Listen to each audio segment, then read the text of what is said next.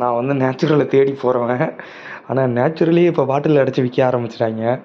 இது பார்த்தீங்கன்னா pomegranate juice Reliance மார்ட்டில் வாங்கியிருந்தேன். இதோட ப்ரைஸ் வந்து 197. பட் இதை மார்க்கெட் பண்ணுறதுக்காக 50% கொடுக்குறாங்க. எனக்கு தெரிஞ்சதெல்லாம் யாரும் வாங்க மாட்டாங்க, என்ன மாதிரி ஆளுங்க தான் வாங்குவாங்க. சும்மா ட்ரை பண்ணலாம் அப்படின்னு சொல்லிட்டு வாங்கினேன்.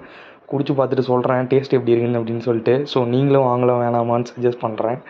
ஏன்னா நம்ம மாதுளப்பழ ஜூஸை குடிச்சிருப்போம், மாதுளப்பழ ஜூஸையே அடைச்சி வச்சு விற்கிறாங்க.